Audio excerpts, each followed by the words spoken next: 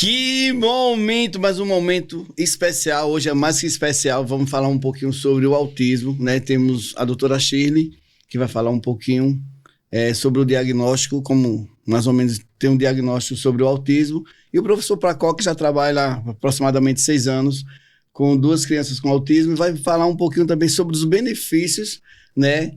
Como foi que aconteceu os benefícios dessas crianças vindo para a educação física também, junto com a inclusão. Tá, então vamos se apresentar agora. Eu vou pedir sempre às mulheres, sempre vai ter sempre vez. A doutora Shirley, por favor, se apresente, quais são as suas especialidades. Primeiramente, eu queria agradecer pelo convite, Ed.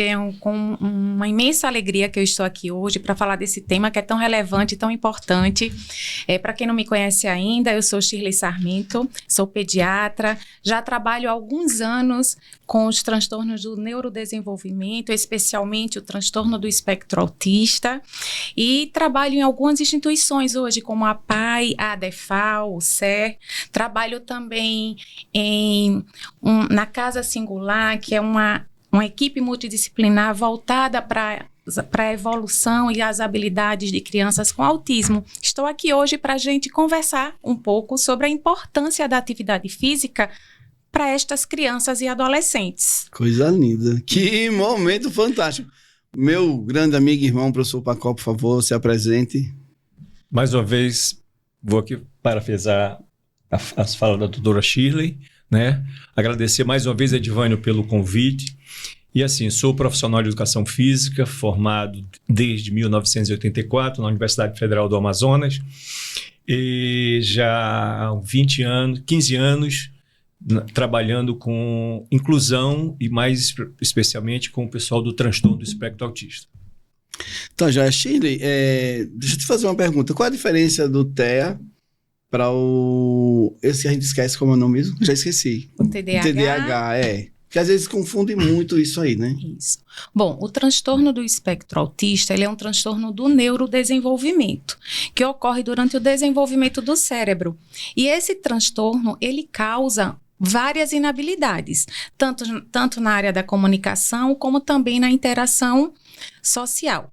O TDAH, ele é um transtorno que muitas vezes até confunde com o transtorno do espectro autista, mas ele tem algumas particularidades, tá? Ele geralmente, acarreta uma dificuldade na função executiva da criança, que é na área anterior do cérebro, causando algumas dificuldades também. Porém, crianças com transtorno do espectro autista são consideradas crianças com deficiência. Já crianças com TDAH são crianças com algumas dificuldades, mas elas não são consideradas crianças com deficiência. Certo, ótimo. Professor Placó, agora, você trabalha com 2 crianças que, inclusive, a gente convive com eles lá no nosso CT. Qual a diferença de um para o outro? Explica aí, por favor. Qual a diferença do Davi para o Gabriel? Muito boa a sua pergunta, Edvânio. Na verdade, o que a gente vai encontrar com as pessoas que estão dentro do espectro autista, né? São pessoas que vão apresentar, como a doutora falou muito bem, alguma dificuldade, né, na fala, na cognição, né, comportamental. E nós temos um documento, né, que é o DMS-5, né, que serve para você diagnosticar e ver quais são os níveis de comprometimento que essa criança apresenta. Então, hoje, na literatura, nós temos nível de suporte 1, né, que ele vai apresentar de 3 a 5 comorbidades, certo? Dentro de os testes que são feitos pelo neuropsicólogo, pelo pediatra, neuropediatra, pelos profissionais que vão lidar diretamente com essa criança. O nível de suporte 2, ele já necessita de um aporte maior. Por exemplo, ele já não consegue, vou dar aqui um exemplo, amarrar um cadarço, que é uma coisa simples. Que é a coordenação motora fina, podemos dizer assim. Pronto, exatamente. Então, ele não vai conseguir, tá? E o nível de suporte 3, aí é aquele que precisa de um total apoio ele não consegue comer direito, aí tem os transtornos alimentares também, né? Tudo isso é uma gama de situações que vão apresentando. Então, nós temos 3 níveis de suporte no autismo. Suporte 1, nível de suporte 1, suporte 2 e suporte 3. E eles são diferentes. Todos eles são diferentes. Boa. Eu trago esse tema porque eu lembro quando criança, uma vizinha minha tinha criança com 5, 6 anos, e via muitos gritos do vizinho, né? Muito grito. Uma menina gritava muito, e eu não entendia o que era que estava acontecendo. E um menino é danado, e teve um momento que eu fugi, né? E entrei na casa dessa menina, na casa desse pessoal. E eu era criança e me chocou muito. Eu vi a menina dentro de uma grade, né? O quarto dela, a porta era uma grade de ferro, como se ela estivesse dentro de uma cadeia. E aquilo me chamou a atenção até hoje. E a gente vem vivendo esses últimos anos, né? E hoje a gente vê a criança com autismo, né? E com TEA, e a gente começa a perceber, né? A diferença. Nós trabalhamos no SESI também, né? Já tinha uma parte, tem mais ou menos 10 anos, 12 anos, a gente trabalhou no SESI, e tinha uma parte de inclusão muito grande. Era uma limitada inclusão, porque também não tinha profissional e não tinha estudo como hoje. Shirley, quando o pai recebe esse diagnóstico de uma criança, como é que os pais ficam quando recebem esse diagnóstico? É normal? É anormal? Qual é a reação dos pais quando você faz todo esse estudo preliminar?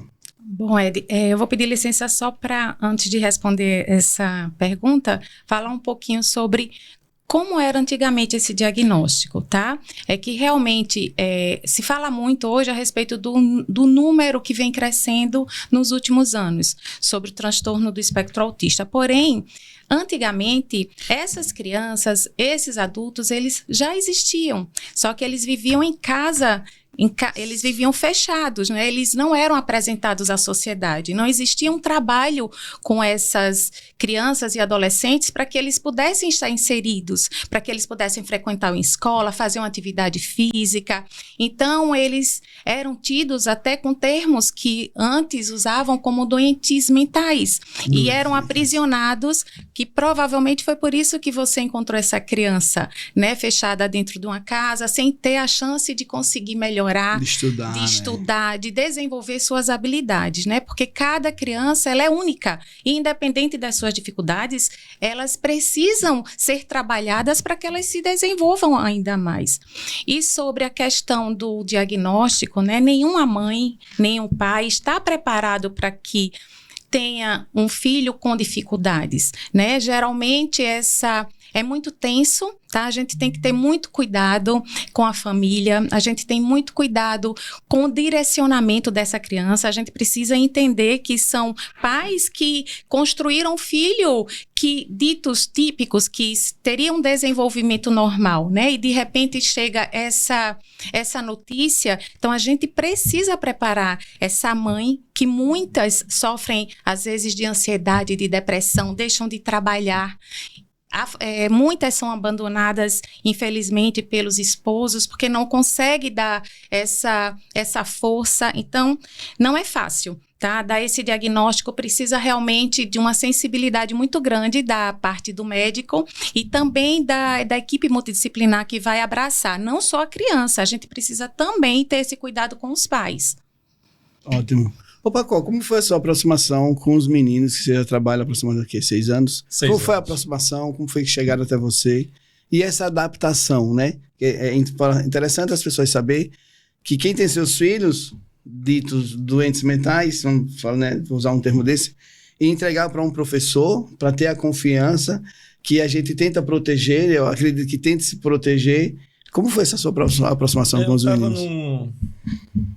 Eu não estava numa conversa informal e uma mãe conversando, eu ouvi, me aproximei dela e disse: está falando do seu filho? Eu disse: sim, professor. Aí eu disse: olha, eu trabalho, eu desenvolvo uma atividade, faço avaliação, acompanhamento e prescrevo atividades para crianças dentro do espectro autista.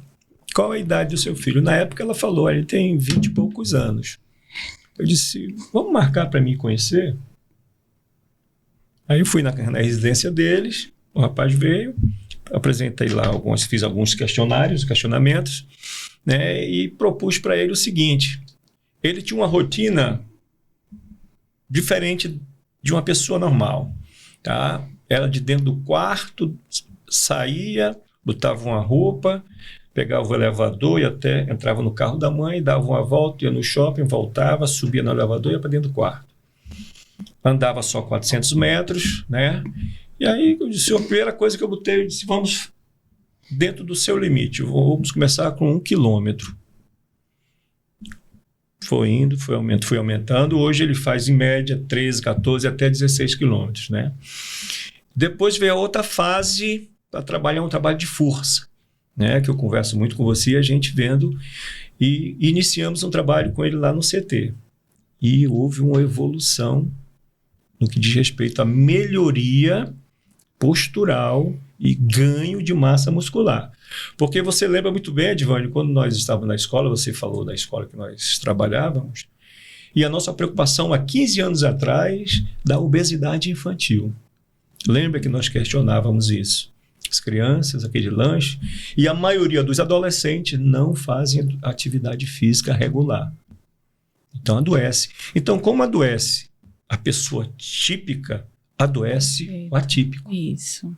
Até mais ainda, porque é mais difícil, que ele não sabe dizer onde é que está doendo, como está doendo. E essa adaptação, ele vir para o CT com pessoas diferentes, foi fácil, foi difícil, como foi? Foi ótimo, foi fácil, pelo que eu te falei, né? A questão da previsibilidade, porque você tem que antever, você tem que falar antes o que vai fazer para preparar, porque tem que criar rotinas. A doutora sabe muito bem, né, Sheila? Então, você tem que criar rotinas. Você não pode chegar com alguém que está dentro do espectro autista e dizer, amanhã você vai. Perfeito, isso mesmo. Tem toda uma preparação, ele não entende. Né? Você tem que dizer como. Doutora Shirley, a TEA, ela é considerada o quê? É uma doença? Me explica, por favor. É muito importante, é interessante essa pergunta, porque muitos acham que sim, mas não é. Tá? O TEA, ele não é considerado uma doença, ele é um transtorno, ou seja, a criança nasce neurológica. com ele. Um transtorno neurológico. Quando a criança nasce com ele, que apresenta várias dificuldades e a gente precisa trabalhar dentro dessas dificuldades para que ela consiga desenvolver suas habilidades, né? Principalmente a área motora. Então, é aí onde entra a atividade física. 83% das crianças com autismo têm dificuldade no tônus muscular. Ou seja, são crianças que apresentam desequilíbrio, não conseguem pegar um copo, que às vezes derruba, cai muito, tropeça, pode se machucar. E também a atividade física melhora a questão social, a interação e age em todas essas nuances. Então, é por isso que é muito importante. E esse transtorno, ele causa também, como foi falado anteriormente, a questão, né, da interação social. São crianças que precisam sempre de uma rotina, porque eles apresentam comportamento e interesses restritos, comportamentos repetitivos, ou seja, eles gostam das mesmas coisas, geralmente eles querem comer o mesmo alimento, vestir as mesmas roupas, estar nos mesmos lugares e também interesses restritos. Por exemplo, tem crianças que adoram o dinossauro, então eles vão querer levar o dinossauro para todos os lugares, né? No caso dos adultos, eu acredito que exista também essa dificuldade de ter que percorrer talvez o mesmo caminho, né? Ter que fazer as mesmas coisas. Então, a gente trabalha dentro disso, a gente faz com que a criança e o adolescente, ele se desenvolva, que ele se torne um adulto autônomo, que ele consiga ir a uma festa, que ele consiga viajar, né? E isso tudo faz parte do desenvolvimento, porque afinal de contas aquela criança vai virar um adulto. Então, o TEA, ele não é uma doença, ele é um transtorno com várias inabilidades. Certo, e assim, um índice maior, bem maior, sempre na parte motora, né? Na verdade, assim, não só na parte motora, ele interfere na parte cognitiva, social e emocional. Na verdade, em todos os aspectos do desenvolvimento. Certo. Agora, me diz uma coisa, já não é uma doença, certo? É um transtorno. Isso. Eles têm leis que garantam alguma coisa para eles? Como é que é feito? O que é que a sociedade está fazendo para dar o suporte a essas mães, os pais e até mesmo as crianças? Assim, professor Edvânio, na verdade, a lei de inclusão, ela já é bem antiga, tá? E as coisas vão acontecendo na medida do tempo e eles vão sofrendo modificações, né? Então, a lei da inclusão brasileira, ela já está aí, se salvo me engano, não sei se é 2010, 2013, não sei mais ou menos. E especificamente do TEA, recentemente saiu algumas normativas, né? Por exemplo, do atendimento. Eu tenho uma crítica muito grande a respeito, se fala em inclusão, aí a pessoa cria lá um espaço para o autista. Então, eu não estou trabalhando em inclusão. Ele tem que estar no meio de todo mundo. Por exemplo, eu sempre falo para todo mundo, o espaço mais inclusivo, né, e comum a todos é uma academia de ginástica. Perfeito. É um box, né? E lá o seu CT, ele e caracteriza um ambiente inclusivo. Porque eu sempre digo isso. Você trabalha vários tipos de pessoas, o mesmo exercício, mas com cargas diferentes, dando funcionalidade. E é isso que o autista, a pessoa, né, com transtorno do espectro autista, ela precisa, funcionalidade. Então, eu tenho que trabalhar essa funcionalidade. Polêmica para os dois. A sociedade está preparada para esses meninos? Ainda tem muito o que ser feito. Eu vou dar um exemplo. Existe preconceito muito grande, né? Eu vou dar um exemplo. Por exemplo, essa semana, né, nos meus atendimentos, 2 mães sentaram na minha frente e choraram. Isso por quê? Estamos em outubro, Semana da Criança, momento em que as crianças, elas são cheias de atividades, né? E aí, uma das mães, ela me falou que estava olhando os stories e aí viu que estava lá o ônibus, foram passear e não estava o filho dela. Estavam todos os alunos da salinha do filho e ela percebeu, procurando o filho, que o filho não estava. E tinham deixado essa criança sozinha na escola. Todos foram passear e ela ficou desesperada. Ligou e disse, eu estou indo aí buscar meu filho agora. Por que meu filho não foi? Não, a gente ficou com medo e tal. Poxa, se prepare antes, né? Ele é uma criança. Antes de um diagnóstico, ele é uma criança. Ele precisaria estar participando deste momento de interação, de brincadeira. Então, eu devolvo a pergunta para você. Você acha que a sociedade está preparada para essas crianças? Eu respondo já, Paco. Você acha que essa inclusão realmente acontece? Não, de jeito nenhum.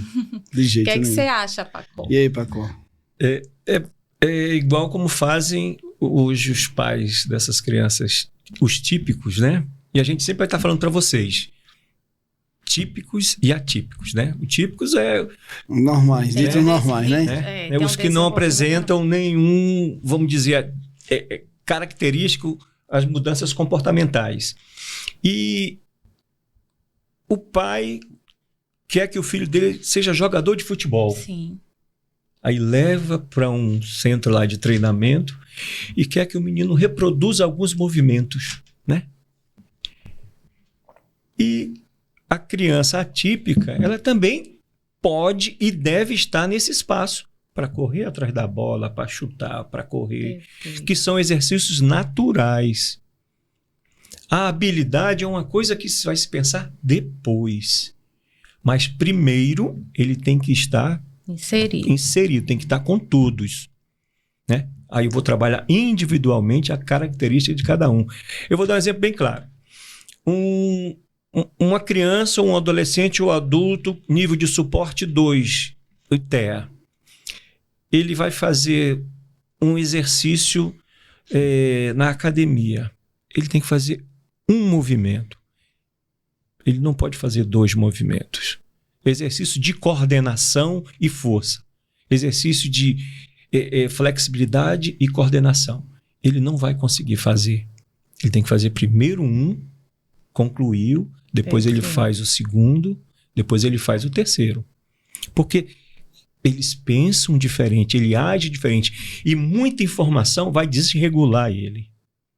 Né? Então, assim, a gente precisa, primeiro, equipe multiprofissionais. É o que falta. Eu sempre digo, gente, se fala em inclusão, o termo que você falou aí. Tu já pensou lá no hospital, chegar um deficiente auditivo, a atendente vai atendê-lo? Como é que vai ser essa linguagem, essa troca de informação? Isso. Se o atendente não tem linguagem de Libras, não conhece a linguagem de Libras, e como é que vai atender? Vai saber o que ele precisa? O médico lá dentro do consultório, como é que vai ter essa comunicação? Né? Aí só se traz um intérprete de Libras para esses espaços quando a sociedade grita, clama, faz barulho e tem que ter. Aí está naquela tua pergunta anterior. As leis, elas estão aí. Agora, infelizmente, não são aplicadas. Isso é para o autista, isso é para o visual, o auditivo. Não tem. Piso tátil não existe. Em algumas instituições que você encontra, em outras não tem. Né? Então, assim, agora, voltando para o tema nosso, né? As crianças, o adolescente, o adulto com transtorno do espectro autista, ele pode e deve estar inserido em toda e qualquer atividade, principalmente na atividade física, porque, naturalmente, eles já são sedentários. Tem uma má alimentação, a grande maioria, por conta da seletividade alimentar, né? E vem as doenças, porque se ele se alimenta mal, daqui a pouco ele está obeso, daqui a pouco ele pode, dependendo do caso familiar, uma diabetes, uma hipertensão. Então, desculpa interromper. Então, e a gente sabe também que o autismo, ele nunca vem só, né? Ele vem com uma série que a gente chama de comorbidades. Por exemplo, ansiedade, depressão, né? E aí a atividade física, ela melhora tudo isso, né? Então, realmente, assim, a gente deveria incentivar muito mais a criança a praticar uma atividade física, pensando também em melhorar todas essas comorbidades, além da interação, além da parte motora, a parte emocional, a parte mental também.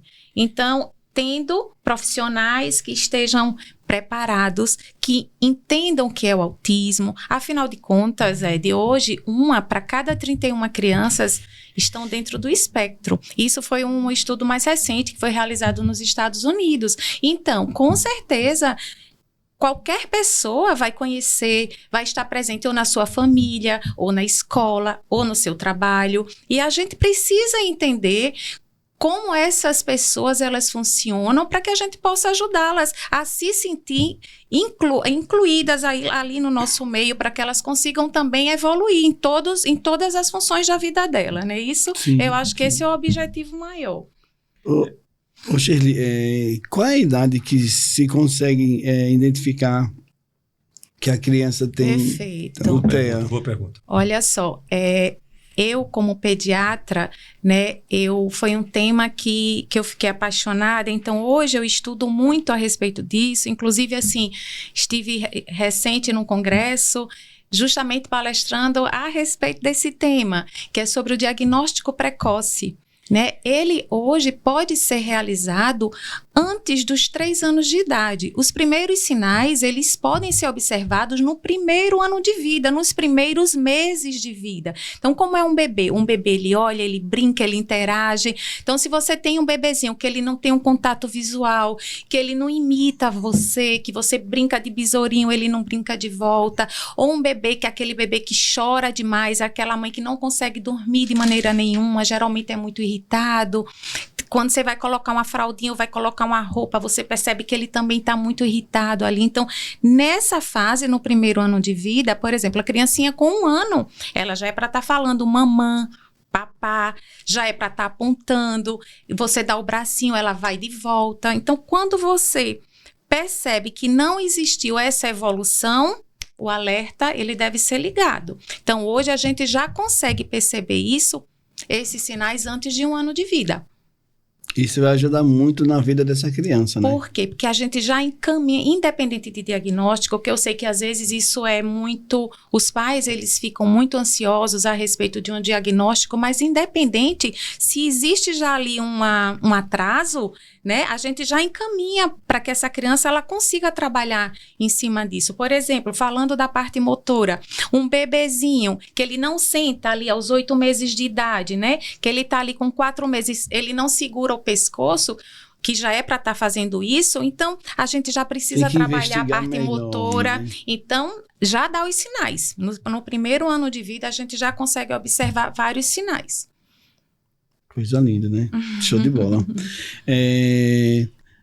Shirley, dentro disso aí, como é que é feito depois do diagnóstico? Encaminha para uma equipe multidisciplinar, vai para um neuro... Perfeito. Porque a investigação ela vai ser... Perfeito. Há pouco eu estava conversando com o Pacó, né, a respeito disso. A gente precisa, além do diagnóstico, direcionar a família.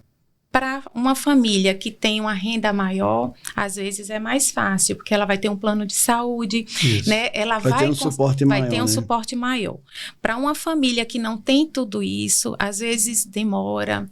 A gente tem crianças com 4 anos de idade que não fala, mas que a gente já percebeu isso muito antes e essa criança já foi encaminhada para uma fono, mas está numa fila aguardando. Então, a gente precisa, além de dar um diagnóstico ou uma suspeita diagnóstica, fazer com que os pais entendam que, às vezes, precisa brigar e ir atrás dos direitos para que eles consigam ter esse tratamento. Porque quanto antes a gente inicia essa intervenção, melhor é a evolução dessa criança. Por exemplo, vou explicar para vocês. Uma criança que não fala. Então, existe no desenvolvimento do cérebro, até os 5 anos de idade, a gente tem a parte que é responsável pela linguagem. O que mostra que, até os 5 anos de idade, se a gente trabalha com aquela criança, ela vai falar com maior rapidez. Quando passa os 5 anos de idade, você consegue fazer com que essa criança ela fale, mas é mais demorado. Por quê? Porque aquela área responsável pela linguagem, ela vai ter um melhor aprendizado justamente nesses primeiros 5 anos de vida. Agora, você imagina uma criança que não fala. Aos 4 anos, está bem pertinho ali dos 5 anos, e não tem um tratamento para esta criança.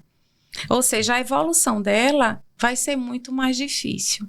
Tá? Então, assim, hoje já existem políticas públicas para melhorar essa questão, mas ainda, infelizmente, tem pais que lutam aí pelo tratamento dos seus filhos. Só para tentar reforçar também, muito bem explicado. Tem alguns casos que, por exemplo, a gente sabe que é uma rede de apoio. Então, o profissional, perfeito, o neuropediatra, né, analisou, verificou que essa criança tem comprometimento 3, 4 ou 5 áreas do comprometimento, né? Há um comprometimento, aí vai encaminhar para os outros profissionais. Citou o fono, TO. Aí vai um alerta para todos os pais. Mães também. Pelo amor de Deus, não vai encher seu filho de terapias. Sai da terapia 1, terapia 2, 3, 4, 5, 6, 7. E o mais principal que é funcionalidade. Tem que ser direcionada para as necessidades. Exatamente, né, exatamente. Essa criança precisa de funcionalidade. Aqui a gente está falando com um profissional expert em treinamento funcional. Perfeito, isso. Então, isso é para o típico, vou repetir mais uma vez, e para o atípico. Então, a criança ou o adulto com transtorno de espectro autista, ele precisa de funcionalidade. Perfeito. Entendeu? E de oportunidades, né? Shirley, essa questão da sociedade, vamos falar um pouco da sociedade, os preconceitos. A gente não deveria ter mais incentivo ou políticas públicas voltadas com mais propagandas, com mais... Eu acho lindo o símbolo do autismo, que é um quebra-cabeça todo colorido, não é isso? Isso. Uma peça de quebra-cabeça todo perfeito, colorido, né? É isso mesmo. Eu acho que, assim, a Dani tem uma mãe, eu teria ter mediado ela, que tem um filho, né? E ela um dia chegou com um broche no dia do autismo, se eu não me engano, e me deu. E aquilo me chamou a atenção pela forma que era, né? E assim, eu acho que a sociedade, ou nós, ou ter mais política pública voltada para você, que nem você falou, vai ter na pracinha, vai ter no colégio, exatamente, vai ter no meu trabalho, pode ter alguém com autismo. E como é que eu vou abraçar? Como é que eu vou acolher isso aí? Conhecimento, Ed. A gente precisa conhecer. A gente só vai conseguir acolher a partir do momento que a gente entende como essa criança ela funciona, né? Como o Pacó há pouco falou. A gente precisa entender quais as dificuldades que ela apresenta. Por quê? essas crianças, esses adultos, têm dificuldade em expressar sentimento, em compreender o outro. Então, se a gente não entende isso, a gente se afasta, a gente isola, né? Se a gente não entende que aquela criança ali prefere brincar sozinha, vai outra criança lá e de repente ela num ato de sensibilidade dela mesmo, porque ela bate na outra criancinha, a mãe já separa o filho dela da criança com TEA, mas na verdade a gente precisa trabalhar dentro dessas dificuldades para que elas possam brincar juntas. Por quê? Porque as crianças com TEA preferem brincar só mesmo. Então, aquela mãe ali que viu seu filho levar um tapa de repente porque essa criança ela se sentiu sensibilizada naquele momento, ao invés de afastar, entender o que aconteceu, as professoras trabalhar em cima desse comportamento, né? Então, conhecimento, eu acho que é a base de tudo. A gente, como sociedade, precisa entender e conhecer o que é o autismo, o que é o TDAH, o que é o TOD, para que a gente consiga, eu estou falando da área de criança, porque é onde eu atuo, né? Mas para que a gente consiga acolher essas crianças. E para que essas mães, elas não se sintam elas sofrem muito com a exclusão dos filhos. Então, realmente, assim, precisa ser trabalhado, tá? Tanto essa questão da inclusão, ela ainda precisa muito ser trabalhada no nosso dia a dia. E assim, o bate-papo é tão bom, né, essa nossa conversa aqui, que uma coisa vai aliando a outra. Você falou aí na questão da agressividade. Às vezes as pessoas me perguntam na rua, né, quando me veem fazendo atividade com os meninos, ele é agressivo? Aí eu digo, o que?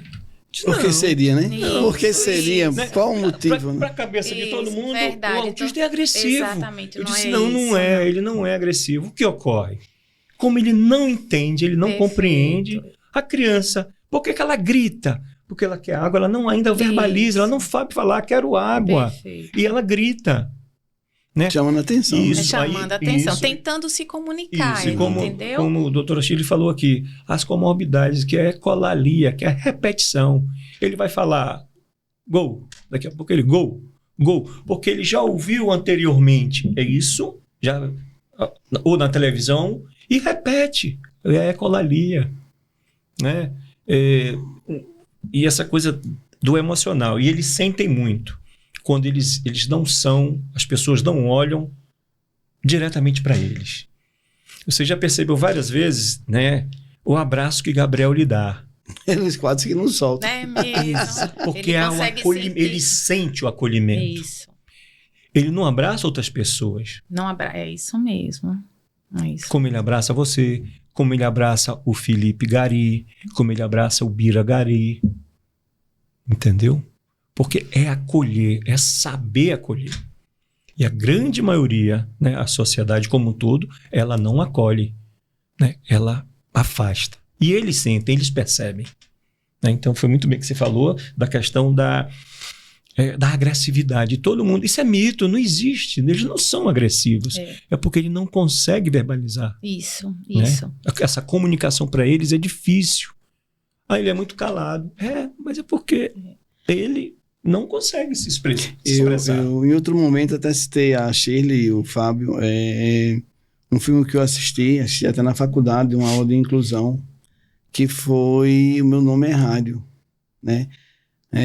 Baseados em fatos reais. Eu vou tentar lembrar do vídeo, do filme agora.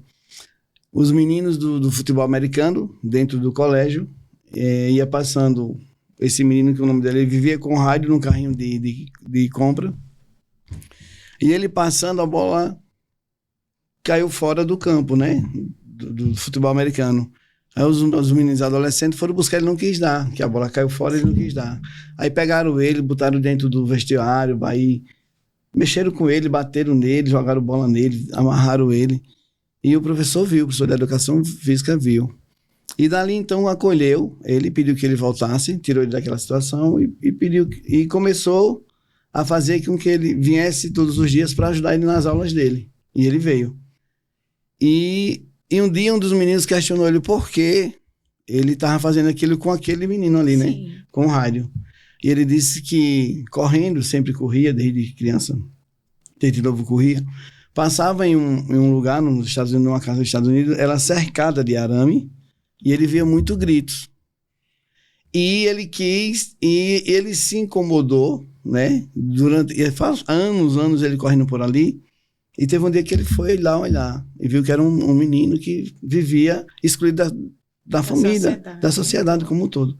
E depois que ele viu e não fez nada, quando aconteceu esse negócio com o menino, com o Raido, ele trouxe ali para ele, e a história é verídica, ele acabou se formando em professor de basquete, foi estudar e ficou especialista em basquete, morreu como professor de basquete. Então, essas histórias, né, são verídicas, como também tinha visto a menina, o nome dela eu lembrei agora, que também era Betânia. A gente só percebe isso depois que passa o tempo. E até tá aí.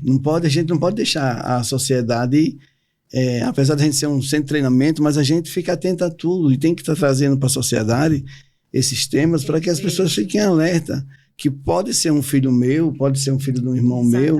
E como é que eu vou acolher? Né? De que maneira eu vou acolher? Como é que eu vou excluir, como todos os outros já fizeram lá atrás, né? De rotular como um doido, como agressivo, ou outras, né? Dar outros adjetivos. Então, acredito que o caminho é esse. A gente tem que estar falando sobre esses temas, tem que estar acolhendo, né? Shirley, qual conselho que você daria para essa sociedade que está aí hoje? Como você vê essa sociedade? Como nós deveríamos nos preparar para aprender a acolher, né? Vamos ser mais específico, a Althea hoje, que é o nosso tema aqui no nosso podcast. Olha, eu acho que seria interessante estudar a respeito do tema, conscientizar os seus filhos sobre abraçar os amiguinhos que apresentam o transtorno do espectro do autismo. Hoje a gente vê esse trabalho sendo feito nas escolas. Existem, as mães, elas também já preparam, mas talvez intensificar um pouco mais, né? Contar como essas crianças, elas estão aí no dia a dia, o que elas fazem, o que elas gostam, qual a rotina que elas gostam de ter. Eu acho que através desse conhecimento a gente consegue sim fazer com que essas crianças elas sejam abraçadas da maneira que devem. Professor Pacó? Eu tenho uma ressalva, né? Principalmente na escola, né? E a escola pública. Os profissionais da escola pública, eles precisam de capacitação para conhecer como que eu vou lidar com um aluno que tenha o transtorno do espectro autista. E não é só o professor, é o porteiro, é a merendeira, é o pessoal da limpeza, né? E a escola, ela precisa de equipe multiprofissional. Aí a gente vai entrar no PEI, no AEE, que são os auxiliares de sala. Minha gente, teve uma época, né, que uma mãe me procurou: professor, a escola que meu filho estuda, a mocinha que está lá para cuidar dele, ela está no primeiro ano de psicologia. Não tem ainda a experiência, né? Ela não é auxiliar de sala. Vai ajudar a criança? Não, vai ajudar o professor na atividade com a criança. E a menina lá era para levar o filho dela, o outro era um rapaz, desculpem, para levar para ir no banheiro, para tirar de sala, porque ele desregulava. Porque uma sala de aula, para quem ainda não foi numa sala de aula, é muito barulho. E é muita pulverizado de situações e que eles desregulam. Recursos visuais, que aquilo para ele é ruim demais. Porque eles apresentam uma grande sensibilidade a quase tudo, né, Ed? Então, assim, a cheiro, a textura, a som, às vezes até uma cor muito forte pode incomodar, pode trazer uma sensação de dor, realmente. Então, se você não tem realmente profissionais habilitados para entender isso, gera um sofrimento grande, tanto para os profissionais que não sabem lidar, porque eles precisam, difícil, né? É difícil, não é fácil. não é fácil. Por isso que eles precisam realmente dessa captação, essa capacitação, né? Foi muito bem colocado, porque senão eles não conseguem. E aí, ao invés de ajudar, piora o quadro, entendeu? Por exemplo, no momento de crise, onde geralmente são momentos assim que geram uma grande aflição aos profissionais. Então, os profissionais, eles precisam estar preparados para agir nesse momento, o que fazer, o que é mais importante é anteceder a crise. O que é que está acontecendo ali? Que ele está começando a ficar nervoso, ou que ele já mostrou ali alguns sinais que algo não está bem. Naquele momento, tirar um pouco do ambiente, mas lembrar que não é tirar do ambiente e deixar numa sala separada o tempo inteiro, porque aquela criança ela precisa aprender a se desenvolver. É tirar naquele momento de que talvez aquela criança venha apresentar uma crise. Então, a equipe precisa estar preparada para isso, para observar todas essas nuances. Então, o conhecimento, a preparação do profissional é muito importante. Exatamente. Não é isso? E só mais um fato, né? Uma história que ocorreu, eu acompanhei e vi isso. Antigamente era o MEC, né? Sim. Ministério da Educação, que fazia as visitas nas escolas. E nós fomos visitar uma escola rural. Entramos numa sala e a professora fazendo várias atividades e uma criança no fundo da sala, ela botou umas mesas, literalmente botou a criança dentro daquele espaço. E chamou a atenção da equipe, aí a pessoa que estava lá, professora, por que aquele menino está ali? Ah, porque ele chegou esse ano, ele não era meu aluno ano passado, e ele grita muito, ele não para, ele não isso e tal e tal. Aí a mulher olhou para ela e disse, professora, e hoje ele é o quê? Sim. É seu aluno. Perfeito. Esqueça esses aqui, que é a maioria, e trabalhe para que ele se desenvolva. A gente precisa disso. Né? Então, é mais fácil eu excluir do que eu me debruçar. Eu não sei. Eu vou estudar, vou pesquisar. Isso. Como é que faz? Vou para a diretora, vou procurar. Exatamente. O melhor atendimento. Ô Shirley, tem alguma estatística de quantas crianças, não sei se você já falou, mas Na verdade, hoje a probabilidade de se nascer 1 para 31 crianças hoje, segundo o último estudo. Ou seja, realmente vem crescendo. Acho que é importante a questão de... Vários estudos estão voltados, né, para a questão da causa. Isso é muito ainda comentado nas redes sociais. Eu não sei se vocês viram, inclusive o Trump, ele falou a respeito do paracetamol, não sei se... Não, sim, como sendo uma das causas. Na verdade, ele funciona como fator ambiental, porque a causa, na verdade, é genética. 90% da causa do TEA é genética, associado a alguns fatores ambientais que pode ocasionar algumas mutações nos genes, que a gente chama isso de epigenética. Portanto, esses fatores ambientais que levam a essas modificações que pode ocasionar o TEA ainda precisa de muito estudo científico para que a gente realmente possa entender como funciona. Mas vem aumentando, infelizmente, nos últimos anos, a taxa de crianças com TEA. E chama atenção porque eu conheço os meninos de 20 e poucos anos que têm filhos especiais, né? Que tem um filho com TEA. Isso. Então, não é questão de idade, né? Na verdade, existem alguns fatores que a gente chama fatores de riscos. Por exemplo, pais com a idade superior a 40 anos, mães que tiveram alguma infecção durante a gestação, prematuridade, baixo peso, uso de algumas medicações como o ácido valproico, que é um medicamento usado para epilepsia. Então, existem alguns fatores realmente associados à causa, tá?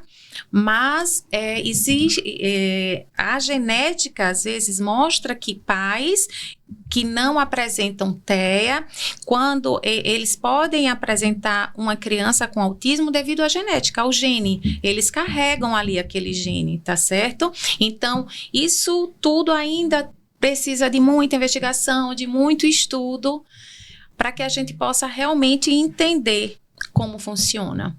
Mas o índice só aumenta. E também vale aqui ressaltar, Giovanni, que a criança com transtorno do espectro autista, adolescente, adulto, chegar à idade, né, avançada, permanece autista. Isso. Tá? Então, isso. nasce, é um termo que eu digo, nasce e morre autista. Exatamente. Né? O que, nesse transcurso aqui, o que pode ocorrer? Nós melhorarmos os aspectos que ele precisa para dar funcionalidade. Aí entra atividade física regular, dentro do interesse, alimentação importante. Né? E não tem cura, né? Não, porque não é uma doença. Não é doença, não é doença. É um transtorno. É um transtorno. Sim. Então, é um transtorno. não tem cura. Sim. Tem cura. É. Mas é uma pergunta Que é interessante. Que é interessante, que muitos realmente eles Alguns têm essa pais dúvida, fazem, essa dúvida. Entendeu? Que Então, o que a gente faz é melhorar o desenvolvimento, melhorar a funcionalidade, mas não cura, tá? Não cura porque não é doença, é um transtorno. Porque o que eu digo, faz por exemplo... parte de quem a criança é, né? Do que ele é, e não o que ele tem. Isso. O que eu colocava no plano de trabalho que eu faço com os meninos? Tem um dia que ele vai para o teatro, vai ver museu, vai olhar o que tem lá no museu. Ele vai pegar, que não pode pegar, não pode pegar, mas ele já pegou. Aí eu peço desculpa para a pessoa que está lá tomando conta. Sim. Entendeu? Mas porque ele quer tatear assim como nós. Eu quero ver uma coisa que eu nunca vi, eu quero pegar. Isso. Entendeu? Mas aí entra o princípio da previsibilidade. Você tem que dizer, olha, nós vamos para tal lugar, chegando lá, vai ver muitas coisas assim, a gente vai só olhar, só ver. Isso. Não é para pegar, não. Entendeu? Então isso é funcionalidade. Né? Você vai para tem um dos meninos que eu costumo dizer que ele fica falando comigo, nós vamos fazer a nossa confraternização. É o único lugar do mundo que tem uma confraternização com 2 pessoas. Sim. Mas é maravilhoso. Isso. Entendeu? Aí ele escolhe, ele tem a seletividade alimentar, tem um tipo de pizza que ele gosta, ele pede lá os 2 tipos. Quando come, terminou, vamos embora. É isso mesmo. Já fez o que tinha que fazer Exatamente. E aí a gente respeita esse tempo dele, exato, não é isso? Exato, isso. A gente respeita esse tempo dele. Né? Então, assim, aí eu vejo avanços, porque aí ele interage com as pessoas. Sim. Entendeu? Ele foi para o ambiente, ele saiu daquela coisa de estar com o pai, com a mãe, ou só com a mãe, ou só com o pai. Isso já é um ganho enorme. Enorme. Às vezes eu fico vendo alguns programas aí, né, de alguns centros, que leva várias crianças com TEA para um parquinho. Mas aquelas várias crianças, eles têm as diferenças. Eles têm as necessidades deles, que são diferentes. Isso. Então você tem que trabalhar dentro da que cada um precisa. Por isso a importância. Aí, acredito que você deve ter no seu hall de questionamentos. E que atividade física eu vou incluir essa criança ou esse adulto com TEA? Tem 3 atividades que eu acho fundamental, é importantíssimo. Tá? A natação, porque a água ela vai dar aquela coisa... Trabalha a sensibilidade, né? A respiração, perfeito, o autocontrole, a calma. Calma. Então, a natação é né? Aí a gente vai para uma que eu acho fundamental, dependendo que nível ele esteja de suporte, são as lutas, o judô e o karatê, porque vai dar o quê? As regras, eles respeitar regras, os movimentos. Então, aquela criança, estereotipia. Melhora também. Vai melhorar. Isso. Perfeito. Né? Que fica, estereotipia, fica aqui balançando no movimento lá do judô, quando o sensei estiver dando a instrução, ele vai melhorar. Ele esperar a vez dele. Não, você tem que esperar a sua vez, depois é você. Né? E a terceira, que é o natural, que é o atletismo. E o atletismo, ele se aproxima da funcionalidade do exercício funcional, né? Que você faz lá na sua academia. Eu vejo que tem alguns movimentos que os alunos fazem lá que está dentro do rol de movimentos do atletismo, que são exercícios naturais, e eles melhoram. Então fica aqui, né, essas 3 atividades, né, que eu indico, né, e que vai melhorar em muito essa funcionalidade das crianças com TEA. A gente usa muito, Ed, também, e Pacó, a questão da ecoterapia, né? Que Também. na verdade é um esporte, mas assim, voltado muito para a questão da terapia também, que é o trabalho com animais, né? Sim, sim. Que é o cavalo. Então, eles gostam muito. As respostas das mães em relação à ecoterapia é maravilhosa. Eles falam que as crianças, elas curtem muito, melhora a força, melhora o equilíbrio. Eu fiz um estágio. Ah, foi? Foi a faculdade nos mandou lá para o Benedito. Não sei se Isso ainda mesmo, tem. Ainda tem. Tem. E eu também... Que quando você está envolvido, a gente passou alguns dias com os meninos lá. Isso. Foi uma das atividades da professora Ana Paula de inclusão. Sim. Era muito interessante, muito interessante. E a atividade funcional, então, é perfeito, que trabalha todo o corpo. Infelizmente, a gente está finalizando aqui. Ô, Shirley, agora me diga assim, quem é a sua grande referência, né? Quem você busca se espelhar para estar trabalhando com a TEA? Qual profissional que você se espelha? Qual o livro que lhe chama atenção? Ou posso...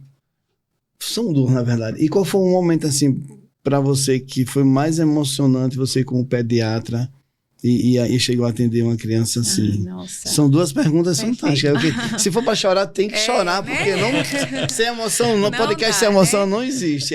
Fica à Olha, vontade. eu tenho uma criança, claro que assim, como eu falei, eu me identifiquei muito em trabalhar nessa área, então é algo que me enche muito o coração. Eu tô vendo brilho nos olhos. A lágrima vai cair, eu tenho certeza. É verdade, assim, isso é engraçado, porque assim, eu já trabalhei em vários lugares e às vezes eu trabalhava e realmente ficava contando as horas para chegar em casa, e hoje trabalhar com isso me faz até esquecer o tempo. Então, saber que eu posso ajudar uma criança a se desenvolver, uma família, para mim, assim, é muito gratificante. É o meu propósito, eu acho, de vida. E, assim, tem uma...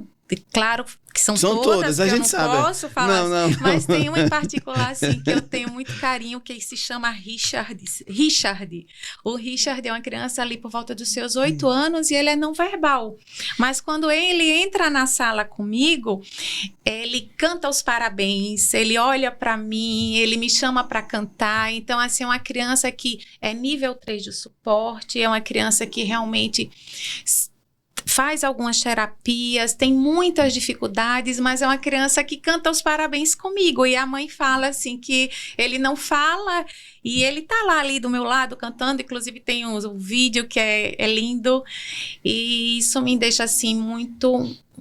me sinto muito honrada por conseguir ajudar essas famílias, conseguir ajudar estas crianças, e estarei dando o meu melhor possível sempre, porque para mim é um propósito. Em relação a me inspirar, existem vários profissionais dos quais, assim, eu busco conhecimento, tá?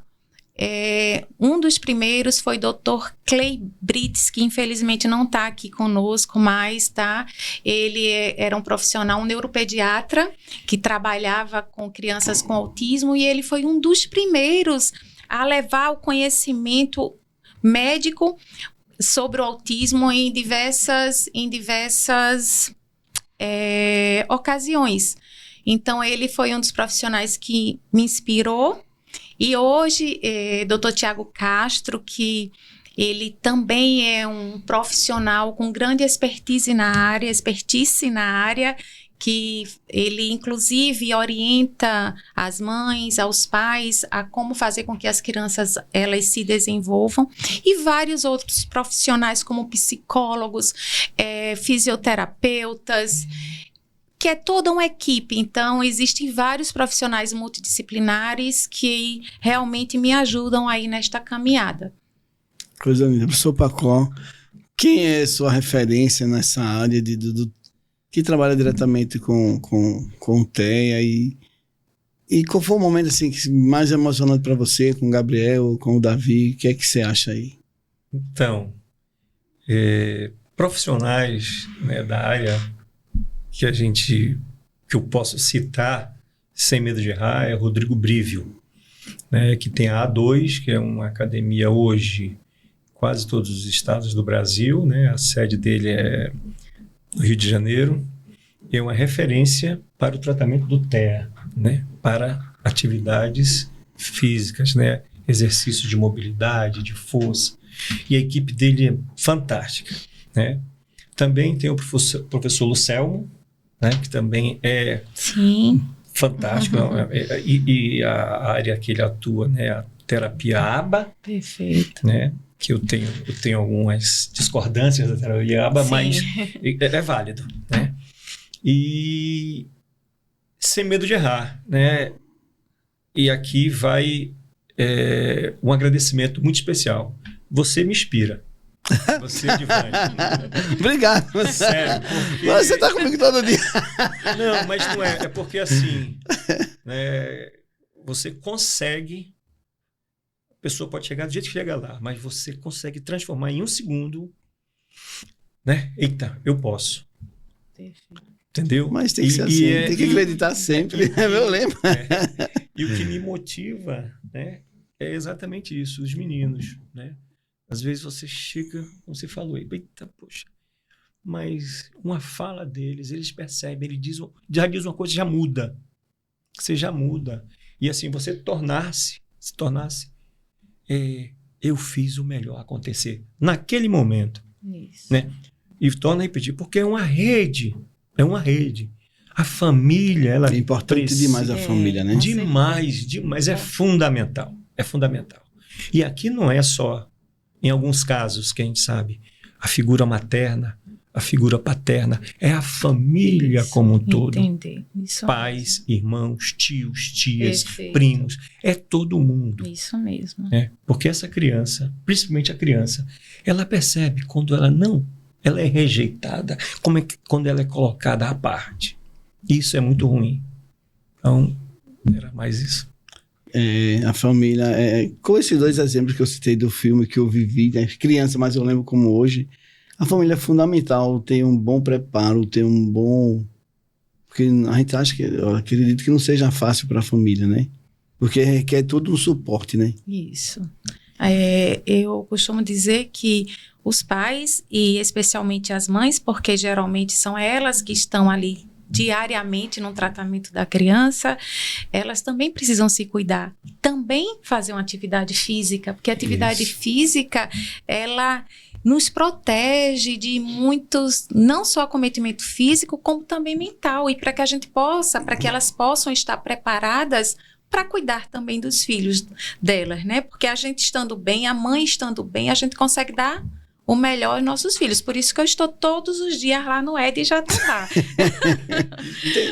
E vai um alerta para pais, mães, amigos. Esse equipamento. Perfeito. Esse equipamento. Isso, a gente não poderia terminar Evitem sem dar isso. esse equipamento aos filhos de vocês. Hoje a criança, ela não sabe o que é fazer um rolamento. Rolar para trás, Tem rolar para razão. frente. Isso. A criança, exceto alguns casos, consegue escalar, né? Perfeito. Subir, pular. Hoje as crianças não fazem. Então, precisa mudar disso Com aqui certeza. para uma atividade física regular. Veja só, Paco, imagine, né? A primeira fase que a gente voltou lá atrás, a fasezinha de bebê, onde a criança ela precisa aprender a rolar, sentar, brincar. Você imagina deixar uma criança sentadinha o tempo inteiro mexendo no celular. Como é que ela vai aprender? Como que ela vai desenvolver, né? A postura, não tem como. Então, isso eu estou falando da parte motora. Você imagina a parte emocional. Criança com menos... emocional. Isso. Criança com menos de 2 anos de idade não poderia nem escutar nada de galinha pintadinha. Isso. Causa muitas alterações, muitos atrasos, inclusive o atraso da fala. Então, foi pertinente demais essa observação, Paco. Gente, infelizmente tem que acabar 1 hora, senão vai passar o dia inteiro aqui. Eu gosto demais disso. Muito obrigado, Shirley, muito obrigado. Ela humildemente não sabia que você era pediatra, não tinha ideia, né? Então, muito obrigado pela sua presença, obrigado por estar no CT com a gente. Ali é um sonho, aqui é outro sonho, a gente está vivendo em sonhos, né?